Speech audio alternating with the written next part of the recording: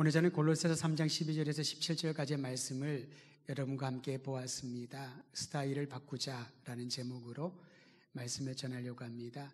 사람마다 본인이 나름대로의 스타일이 있지요. 자기의 스타일을 다 가지고 있는데 외형적인 것뿐만 아니라 일하는 스타일도 그러할 것입니다. 각자의 스타일은 달라도 놀라운 소식이 우리에게 전해졌습니다. 그것을 우리는 기쁜 소식, 복음이라고 말을 하죠. 그리스도인이 되게 한 이 복음의 능력은 무엇을 의미할까요? 이 복음은 예수 그리스도를 영접한 이들에게 일어난 변화에 대하여 말해줍니다. 복음을 받았다. 다른 말로 표현하면은 예수 그리스도를 나의 주님으로 영접했다라는 말입니다. 예수 그리스도를 구주로 영접한 이후에 나타나는 스타일의 변화, 이것이 바로 그리스도인의 삶이라는 것이지요. 가장 큰 변화가 있다면 여러분 무엇일까요? 복음을 받아들인 이후에 가장 큰 변화는 예수가 그리스도라는 사실을 믿게 되는 것입니다. 이 믿음이 생기는 거지요. 믿음은 어떠한 강인한 의지나 신념이 아닙니다. 믿음은 내가 납득하기 때문에 받았다가 또는 거부하는 그러한 종류의 것도 아닙니다. 예수님이 구원자시요 그리스도란 사실을 믿는 것, 특히 예수 그리스도의 십자가와 부활이 역사적인 사실이란 것을 믿는 것, 이것이 신앙의 핵심이라는 겁니다. 예수님의 십자가와 부활이 역사적 사실임을 믿지 아니하면은 우리의 신앙생활이라고 일컫는 것들은 어쩌면은 그저 의식에 참여하는 종교적인 행동에 머물게 될 것입니다. 여러분 꼭 이 사실을 점검하고 그리고 선포하시기를 바랍니다. 예수가 그리스도시요 그분의 고난과 부활이 나에게 주신 놀라운 복음의 소식임을 선포하시기를 바랍니다.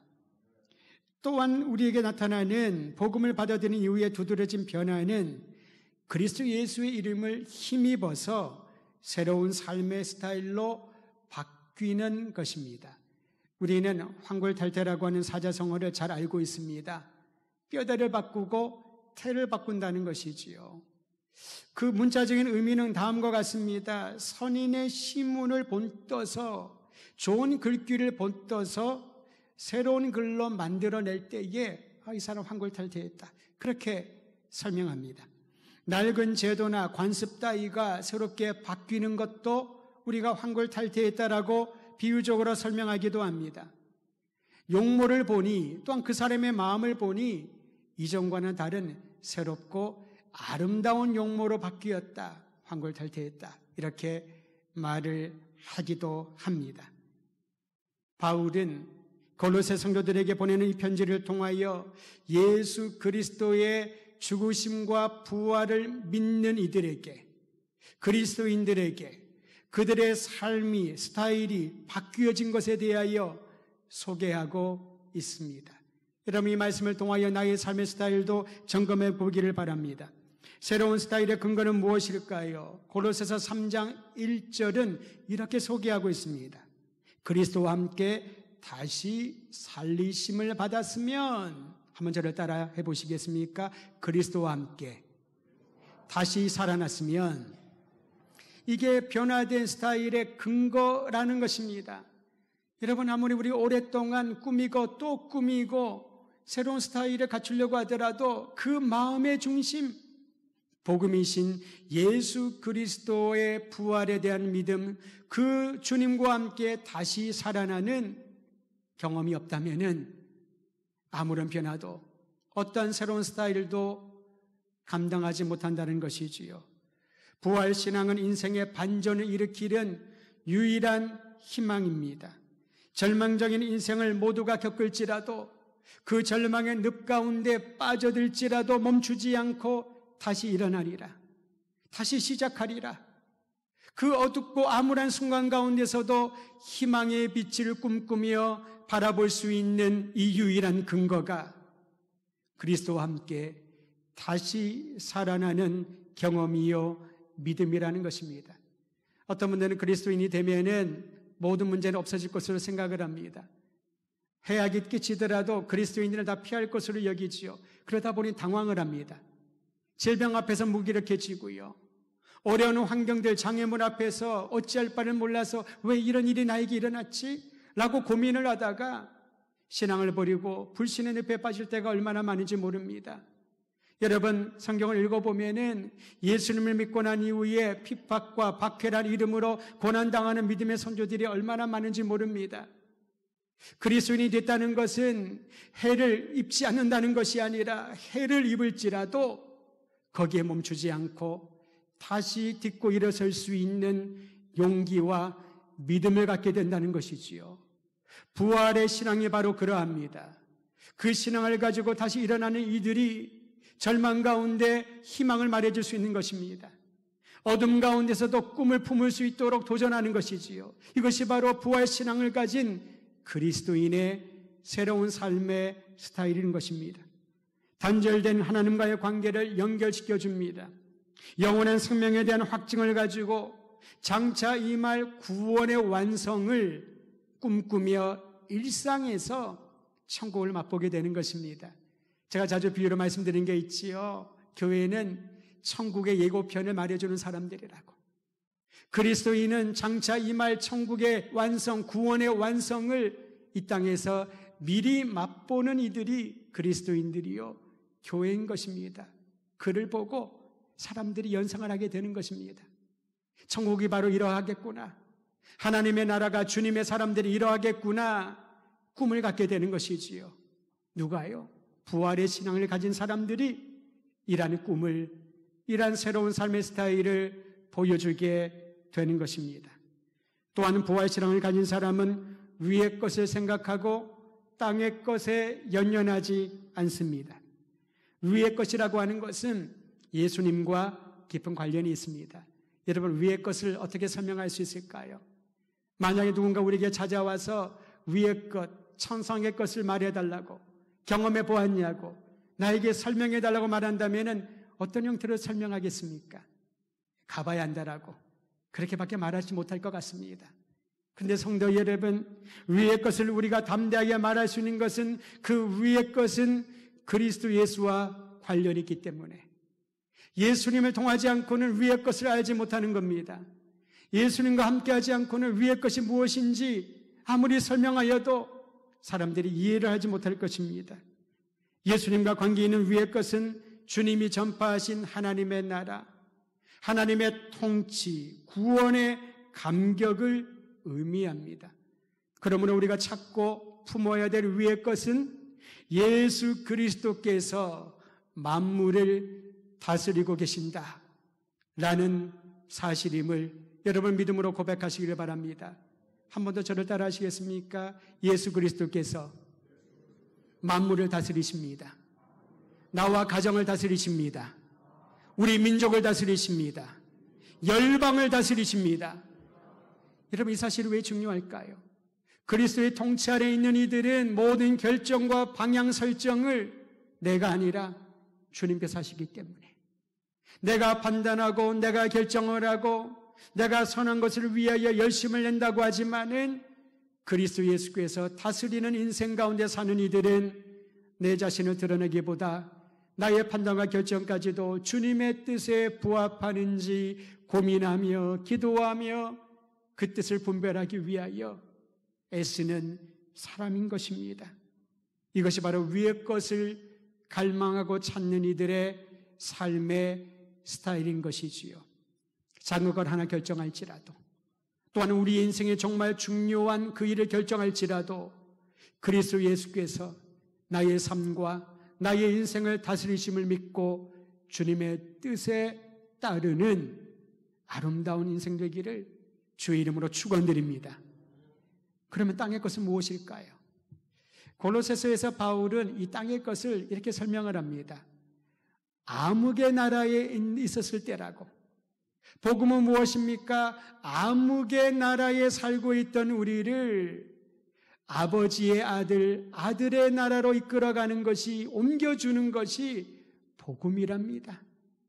사랑하는 성도 여러분, 땅의 것은 암흑의 나라, 주님을 알지 못했을 때에 내가 추종하고 따랐던 것, 내가 그리 노력하지 않더라도 내 몸 구석구석에 남아있는 그런 흔적들, 습관들, 내 육적인 기운들, 이게 바로 땅에 속한 것들입니다. 성경은 땅의 것에 빠져 있는 이들에게는 하나님의 진노가 임할 것이라고 경고합니다. 이 말씀 우리가 주의 깊게 들어야 됩니다. 하나님이 우리를 위협하셔가지고 우리를 두렵게 만들어서 어찌할 수 없이 신앙을 갖게 하는 그런 분이 아니라는 거지요. 땅의 것에 있는 이들에게 하나님의 진노가 임한다는 이 말은 무슨 말인가요? 하나님이 그걸 싫어한다는 겁니다. 하나님의 사랑하는 자들을 진노하시고 심판하실 정도로 땅의 것에 매여 있는 인생을 주님이 싫어하신다라는 거지요. 간혹 우리가 자녀들에게 격려한답시고 위협할 때가 있습니다. 너 이번에 시험에 몇 등까지 들어보지 못하면은 내 아들 아니다. 집에서 나가라. 물론 그런 분들은 없겠지요. 예전에 그렇게 위협을 하고 자극을 하는 분들이 간혹 있는 것을 봅니다. 요즘은 사라졌습니다만 예전에 학교에서 체벌에 있을 때에 선생님들이 사용하는 방법 중에 하나가 사랑에 매였지요. 지난달보다 성적이 떨어지면은 매 한 대씩, 1점당 한 대씩. 엄청난 일입니다, 여러분. 그래서 그것이 두려워서 공부를 하는 일도 있겠지만은 하나님의 진노와 심판은 우리를 위협하고 두려움을 주어서 하나님께 순종하라고 만드는 그러한 방책이 아니라는 것입니다. 땅의 것들을 싫어하는 하나님의 마음을 가르쳐 줍니다. 땅의 것에 매여서 진노의 굴레를 벗어나지 못하는 하나님의 아들과 딸에 대한 주님의 애통하는 마음을 보여주는 것이 하나님의 진노이지요. 어떠한 것들이 땅의 것이기에 하나님이 그토록 싫어하시고 진노하실까요? 바울은 인생에 악영향을 끼치는 땅에 속한 지체들 5가지를 고린도서 3장 5절에 언급하고 있습니다. 제가 한번 알려드립니다. 음행과 더러운 것과 정욕과 악한 욕망과 탐심이라고. 또한 탐심은 우상숭배라고 부연 설명을 해줍니다. 음행과 더러운 것과 정욕과 악한 욕망과 탐심을 하나님께서 싫어하신답니다. 땅의 것들이기에. 이 5가지는 서로 얽혀 있습니다. 인생을 무질서하게 만들고 우리의 삶으로부터 하나님으로부터 점점 더 멀어지게 만듭니다. 그러기에 바울은 이러한 땅에 속한 것들을 굉장히 과격하게 말합니다. 죽여버려라. 죽여버려라. 음행을, 더러운 것을, 정욕을, 악한 욕망을, 우상숭배에 해당하는 탐심을 죽이라 라고 명령하고 있습니다. 그런 악행에 대해서 타협하지 말고 끝까지 투쟁하라고 강권합니다. 사랑하는 성도 여러분, 끊임없이 우리를 유혹하고 하나님의 사람들과 공동체를 흔들려고 하는 이러한 땅에 속한 것들을 바라볼 때에 그냥 스쳐 지나가거나 쉽게 여기지 마십시오. 그 기운을 짓밟으십시오. 땅의 것들을 주님의 이름으로 능력으로 다 죽여버리는 그러한 강력한 모습을 갖추기를 주의 이름으로 부탁드립니다. 바울은 이와 함께 벗어버려야 할 요소들을 열거했습니다. 5가지의 악행들을 죽이라라고 말하면서 또 다른 표현을 말합니다. 벗어버리라. 벗어버리라고 하는 이 말은 제거하라. 멀리 던져버리라. 그리고 이것을 현재 진행형으로 쓰여 있습니다. 이게 무슨 말인가 하면요. 분명히 제거했는데 시간이 지나니까 또 생겨 있는 거예요. 그렇게 깨끗이 청소를 했는데 언제 들어왔는지 먼지가 구석구석에 가득 쌓여 있는 것입니다. 분명히 저 멀리 던져버렸는데 어느 순간에 내 안방에 그게 들어와서 자리를 차지하고 있네요. 어떤 것들이기에 이렇게 매일매일 같이 날마다 제거하고 던져버리는 일을 반복하라고 요청할까요? 고린도서 3장 8절과 9절은 그 내용을 우리에게 말해줍니다. 분함과 노여움과 악의와 비방, 입술에 부끄러운 말과 거짓말, 이런 것들입니다. 여러분 아까 보았던 것과는 조금 다른 차원 아닙니까? 우리가 주님의 이름으로 모든 음행과 악한 욕망과 탐심을 다 짓밟고 죽여버렸다고 생각을 하는데 어느 순간에 내 안에 분노가 찾아와 있는 것을 봅니다. 악한 의도로 누군가를 비방을 하고 비판하고 있는 자신을 봅니다. 자기도 모르는 사이에 입술에서 더럽고 부끄러운 말들이 나옵니다. 거짓말을 하게 됩니다. 여러분, 거짓말을 아닌 것을 있는 것처럼 꾸며내는 것도 거짓말에 속하는 것이지요. 거짓말의 범주는 엄청납니다. 나는 그 모든 것들을 다 던져버렸다고 생각을 했는데 어느 순간에 거짓을 말하고 분노하고 상처를 주고 상처를 받고 입술에 부끄러운 말을 하고 있는 나의 모습을 보게 될 것인데 그것을 제거하여라. 날마다 제거하여라. 아침마다 일어나서 세안을 하고 그리고 매일 그 같은 일들을 반복하는 것처럼 다른 사람들에게 바이러스가 전염되지 않도록 날마다 깨끗하게 손을 씻고 점검하는 것처럼 그 일을 지속하라고 도전하는 것입니다. 이게 바로 부활의 신앙을 가진 사람, 땅의 것을 벗어버리고 그리스도 예수 안에 발견한 위의 것을 찾는 새로운 삶의 스타일인 줄을 알고 여러분, 이 삶의 신앙의 모습들을 날마다 더해가기를 간절히 소망합니다. 그리스도와 함께 다시 살리심을 받은 이들을 일컫는 새로운 정체성이 있습니다. 그것이 오늘 읽은 골로새서 3장 12절에 나와 있는데 여러분 함께 이 말씀을 읽도록 하지요. 골로새서 3장 12절입니다. 시작. 그러므로 너희는 하나님의 택하사 거룩하고 사랑받는 자처럼, 거기까지 읽겠습니다. 하나님이 택하시어 거룩하고 사랑받는 존재, 이것이 바로 그리스도와 함께 다시 살리심을 받은 이들의 정체성인 것입니다. 부활의 신앙을 가진 이들, 그리스도 예수 안에 있는 이들을 하나님은 택하셨다라고 말씀하십니다. 하나님의 택하심으로 우리가 이 자리에 와 있는 것이지요. 하나님의 택하심으로 우리 가정이 예수 믿는 가정이 된 것입니다. 하나님의 택하심으로 우리 민족이 복음이 전파되고 열매가 맺혀지고 교회가 세워지고 열방의 선교사들을 파송하는 그리스도의 증인의 사명을 감당하게 된 것이지요. 하나님이 택하신 그들을 이렇게 말씀하십니다. 거룩하고 사랑받는 사람이라고. 성도 여러분, 우리 서로에게 다시 한번 축복하려고 합니다. 이렇게 말씀해 주십시오. 하나님이 당신을 선택하셨습니다. 그리고 거룩하고 사랑받는 사람이 되게 하셨습니다. 라고 서로에게 한 번 더 축복해 주시기를 바랍니다. 하나님이 여러분을 선택하셨습니다. 하나님이 거룩하게 하시고 사랑받는 존재로 삼아 주셨습니다. 여러분, 이 사실을 날마다 고백하고 마음판에 새길 때에 우리와 함께하는 형제와 자매들이, 이 시대를 살아가고 있는 믿음의 사람들이 비록 부족하고 연약할지라도 하나님이 택하신 사람이기에 하나님이 거룩하고 사랑받는 존재로 만들어주셨기 때문에 그를 위하여 기도할 수 있는 거지요. 그의 손을 잡을 수 있는 것입니다. 만약에 다른 조건들을 찾는다면은 우리는 그들을 축복하고 품어주기보다는 부담스러워하고 거절할 이유가 더 많을 것입니다. 자녀들을 부모님들이 사랑하지요. 그러나 여러분, 자녀들이 물론 사랑받을 만한 일을 할 때도 있지만은 대부분의 경우는 속썩인 일들을 많이 하잖아요.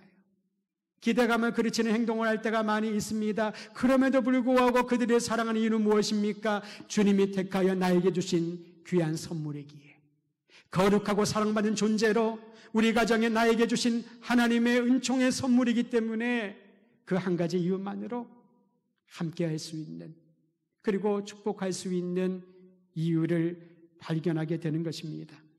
하나님이 택하시어 거룩하고 사랑받는 새 사람에게 어울리는 옷을 입어야 됩니다. 조금 전에 보았던 5가지 악행과 대칭되는 거룩하고 사랑받는 자에게 입힐 옷은 다음과 같습니다. 이것도 제가 소개합니다. 긍휼과 자비와 겸손과 온유와 오래 참음의 옷. 그것 한번 따라 하시지요. 겸손과 자비와 긍휼과 온유와 오래 참음. 성령의 열매들도 발견하게 되지 않습니까? 하나님께서 우리를 거룩하고 사랑받는 존재로 삼아주시면서 새로운 스타일링을 해주시는 것입니다. 마치 어떤 연예인에게 그의 모습과 또는 그가 참여할 그 작품에 적합한 스타일을 스타일리스트들이 만들어주는 것처럼 그렇게 도와주고 그렇게 만들어주는 것입니다. 소위 말하는 갓시골에서 올라온 것처럼 보이는 그 사람이 어떤 사람의 손에 의해서 머리 스타일도 바뀌고 옷도 달라지고 걷는 태도도 달라지고 자세도 다시 교정했을 때에 아주 세련되고 매력적인 사람으로 바뀌는 것처럼 오늘 주님께서 거룩하고 사랑받는 존재인 여러분과 저를 긍휼과 자비와 겸손과 온유와 오래 참음의 사람으로 바꾸어 주신다는 겁니다. 이 놀라운 축복을 누리기를 바랍니다. 바울은 이 5가지와 함께 용서와 사랑을 덧붙입니다. 더 많은 것들을 덧붙여 줍니다. 골로새서 3장 13절은 말합니다. 누가 누구에게 불만이 있으면, 이 불만이라고 하는 것은 마음에 안 드는 것이 아니라 against, 대적하는 겁니다. 도저히 손 잡을 수 없는, 악수할 수 없는 그 정도의 관계가 있거든. 그럼에도 불구하고 서로 용납하고 피차 용서하라. 여기서 말하는 용납은 참다, 견디다, 받아들이다 라는 것입니다. 우리는 자주 사용하는 말 중에 하나가 상처받았다 라는 말이죠. 여러분 이 표현을 잘 생각해 보셔요. 상처를 받았다라는 겁니다. 상처를 주는 사람들은 여기저기 어디에나 있습니다. 상처를 받을 만한 상황들은 눈 뜨면 눈 감을 때까지 하루 종일 있다라는 거지요. 그런데 여러분 중요한 것은 그 상처를 받을 수도 있고 받지 않을 수 있다라는 겁니다. 용납이 바로 그것을 가르쳐 줍니다. 서로 용납하라. 상처받을 말과 상처받을 상황과 상처를 줄 사람들이 도처에 널려 있지만은 그것을 용납하라라고 하는 것은 그 모습 그대로 받아들이라. 상처를 받지 말고 상처에 대하여 no thank you라고 말하라. 거절하라. 이것이 새로운 삶의 스타일을 가진 그리스도의 사람의 모습이라는 것입니다. 여러분 너무 어렵지 않을까요? 힘든 일입니다. 그런데 말씀을 보면은 이 힘든 일을 하게 하십니다. 그리스도 예수의 이름을 힘입어. 내가 하려고 하니까 어려운 거지요. 우리가 오래 참아봤자 얼마 참겠습니까? 하루 이틀 3일 참을까요? 1시간 2시간 참을 수 있을까요? 우리가 용납해봤자 우리의 용량이 얼마나 크길래 저 사람이 있는 모습 그대로를 받아들일 수 있을까요? 그러나 성경은 말합니다. 예수 그리스도께서 죄로 인하여 가망이 없는 너를 그 모습 그대로 받아주신 것처럼 예수님처럼 예수님의 이름을 힘입어 용납하라. 그렇지 않으면은 아무리 다른 것들을 했더라도 주님이 만들어주신 새로운 스타일에 합당한 삶을 살지 못한다는 것입니다. 그리고 용서라고 하는 단어가 놀랍습니다. 여기서 사용된 용서는 용납하고 용서하라. 용서는 복음서에서 자주 등장하는 복음서의 용서라는 메시지가 얼마나 많이 있습니까? 그 용서와는 다른 단어를 사용했습니다. 사도 바울이 골로새 성도들에게 보낸 이 편지에 용서하라라는 이 단어는 카리조마이라는 단어를 썼습니다. 어디서 많이 좀 듣던 단어 아닐까요? 카리스와 같은 어원입니다. 카리스는 은혜를 말합니다. 다시 말하면 용서하라는 것은 그리스도의 은혜로 그리스도의 은혜를 경험한 그 힘을 가지고 하는 것이 용서라는 것이지요. 복음서에 사용된 용서는 무시하다, 보내다, 취소하다라는 것입니다. 조금 전에 상처에 대한 얘기를 하지 않았습니까? 그 상처가 여기저기에서 360도 사방에서 다 몰려올지라도 그것을 무시하고 보내버리고 취소하는 것. 예약은 딴 사람이 했는데 내가 너 상처 줄 거야. 이게 상처가 될걸? 예약은 딴 사람이 했는데 그것을 취소하는 것이 나라는 거지요. 이게 복음서에 사용된 용서입니다. 그런데 바울은 이 의미 하나를 덧붙입니다. 예수 그리스도의 은혜로 구원을 받고 생명의 확신을 가진 성도들이여 그 은혜를 경험했다면 그 은혜를 힘입어 서로를 받아들이고 함께하는 것이 용서라는 것이지요. 여전히 우리는 할 수 없지만, 힘이 없고 머리로 아무리 굴려도 방법을 찾지 못하지만, 그리스도의 은혜가 우리로 하여금 용서하고 그 은혜를 흘려보내는 통로로 삼아주신다는 것입니다.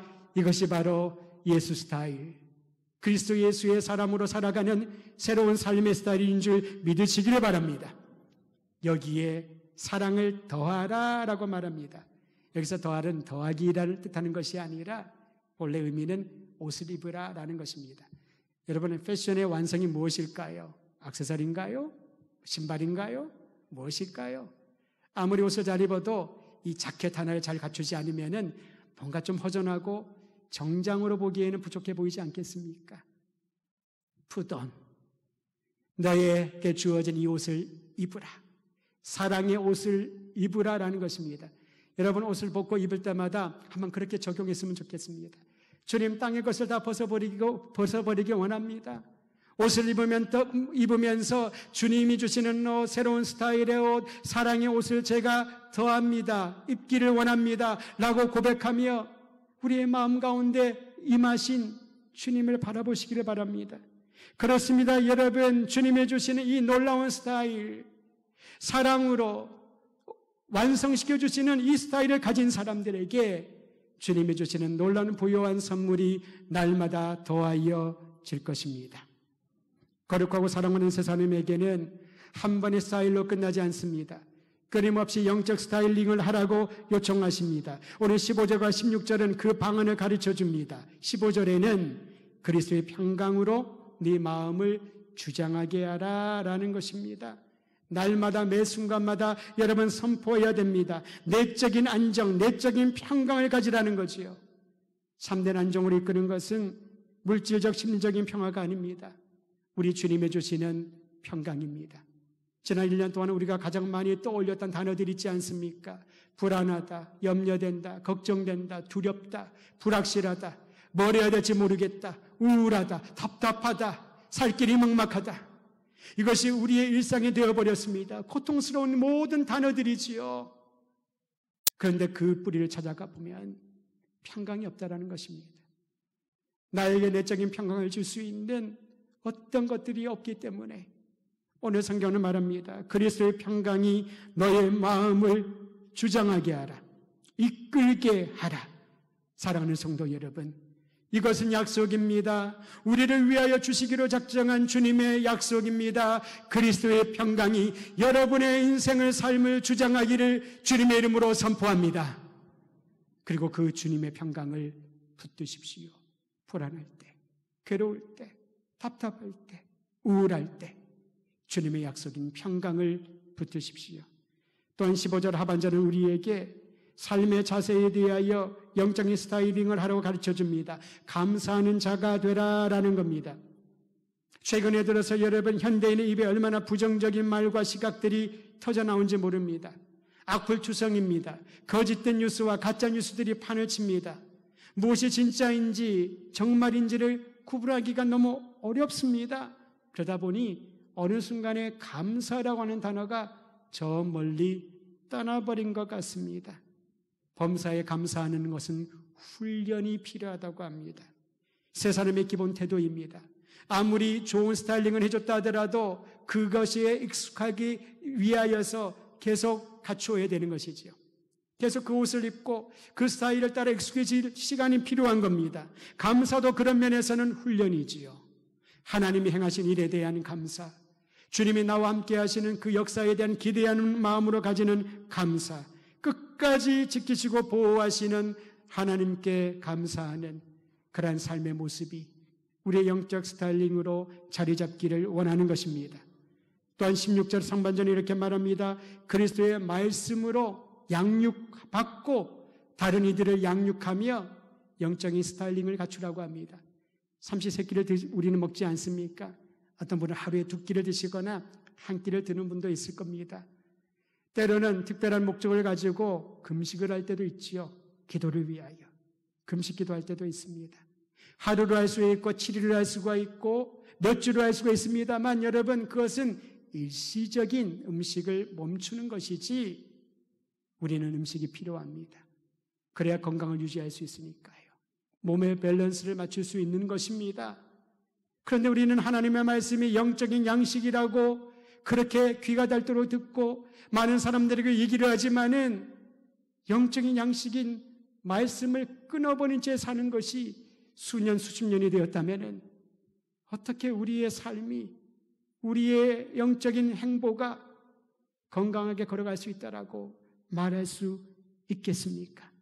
사도 바울은 이렇게 도전합니다. 그리스도의 말씀 안에 거하십시오. 피차 가르치고 권면하십시오.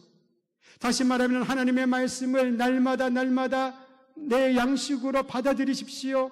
그리고 다른 이들에게 이 말씀을 나누고 가르치고 말씀으로 양육하라는 것입니다. 저는 우리 도드림교회 공동체 안에 이러한 일들이 날마다 더해지기를 간절히 소망합니다. 부활절 이후에 성령 강림주일까지 우리가 오면서 7주 동안 삶을 변화시키는 성경 읽기 여러분 도전하지 않았습니까? 누가복음과 사도행전을 함께 읽자라고 했습니다. 오늘이 그 마감입니다. 읽고 감동받는 내용을 써서 노트로 제출하라고 했더니 제가 2부 예배 전까지 제출하신 분이 20분이 조금 넘었습니다. 2부 예배 끝나면 또 제출하실 분들이 있겠지요. 그분들에게는 제가 그런 그 한글 하나를 읽으면서 큰 도전을 받습니다. 감동을 받습니다. 제출하신 분들에게는 다음 주에 작은 선물을 하나 드릴 것입니다. 그리고 제출하신 내용도 돌려드릴 거예요. 그걸 보면 아시겠지만은 이분들에게도 하나의 좀 재미를 느끼고 격려했으면 좋겠다라는 생각이 들어서 고민하다가 어제 스탬프를 하나 샀습니다. 우리 학창 시절을 연상하는 스탬프. 참 잘했어요. 그거 딱 찍어드릴 겁니다. 참 잘했어요. 딱 찍어드릴 겁니다. 하나님의 그런 마음을 우리에게 하시지 않을까? 하나님의 말씀으로 자라나기를 원하고 그 힘을 가지고 영적인 여정을 걸어가기를 원하는데 때로는 그것이 너무 익숙해져서 어려서부터 하나님의 말씀, 성경 공부라는 단어가 너무 익숙해져서 그것을 소홀히 하거나 새로울 게 또 있을까? 그냥 지나칠 수 있다라는 겁니다. 그런데 제가 그 내신 분들을 다 읽으면서 마음에 큰 도전이 있는데 그 중에 한 분의 글을 마지막에 소감을 쓴 것을 여러분에게 소개하려고 합니다. 누군지는 말씀드리지 않겠습니다. 이런 내용입니다. 성경을 늘 읽고 묵상하지만 이렇게 시간과 분량을 정해 하루 한 장씩 읽고 요조를 정하고 깊이 묵상하고 그 내용을 옮겨 적은 적은 없었던 것 같다. 하루에 한 장을 빠짐없이 그렇다고 더 많이 읽을 욕심내지 않고 정한 시간에 성경 읽기와 묵상을 옮겨 쓰는 훈련을 50여일 하며 새로운 큐티를 경험하고 또 다른 도전을 계속해 나갈 수 있을 것 같다. 앞으로 또 할 거거든요. 계속 다른 것들을. 복음서의 연장인 사도행전까지 읽으면서 연약한 제자들이 복음을 방해할 회방꾼 사울이 변하여 담대히 복음을 외치고 순교의 자리까지 가는 것을 보면서 성령의 능력이 부족한 나에게도 주님이 더하여 주시기를 사모하며 기도하였다. 그렇게 십자가와 순교의 피로 세워진 이 땅의 교회와 우리 더드림 교회를 위해 충성하는 나의 믿음 행전도 써내려가기를 다짐했다. 그런 소감입니다. 개인의 삶에 적용을 하게 됐지요. 여러분 성경 통독 한 번 이상은 하셨겠지요. 어려서부터 성경에 대하여 얼마나 많은 공부와 훈련을 받으셨습니까? 제자 훈련하는 명목으로 성경에 대하여 지식도 쌓았을 것입니다. 그런데 중요한 것은 여러분, 그것은 지난날에 우리에게 주셨던 그때의 은혜라면은 오늘 우리에게 주시는 하나님의 말씀, 주님의 은혜가 필요한 것입니다. 그 말씀의 능력이 없이 살아간다는 것은 내가 호흡하지 않으면서 호흡한다라고 억지 부리는 것과 다를 바가 뭐가 있을까요? 힘이 없어 걸어가지 못하는 그 자리에 맴도는 인생이 아니라 주님의 말씀의 능력으로 걸어가고 지쳐있는 이들을 업어서 함께 걸어갈 수 있는 말씀의 양육이 여러분의 삶을 통하여 날마다 일어나기를 바랍니다. 마지막 16절 하반절에 이렇게 말합니다. 시와 찬송과 신령한 노래와 감사의 찬양을 하나님께 드리라. 예배입니다. 새로운 삶, 거룩하고 사랑받는 자의 삶은 그렇습니다. 주님의 평강으로 내적인 안정을 가지고 그의 삶을 통하여 감사가 넘쳐나며 말씀의 능력을 양분으로 삼아 하나님 한 분만을 예배하는 참된 예배자로 각자의 일터에서 살아가게 하실 것입니다. 크신 일을 이루실 우리 하나님만을 바라보며 우리의 삶의 영적인 스타일을 바꾸어 주시는 주님의 손에 의탁하여 매력 있고 아름다운 그리스도인 되기를 주의 이름으로 축원드립니다.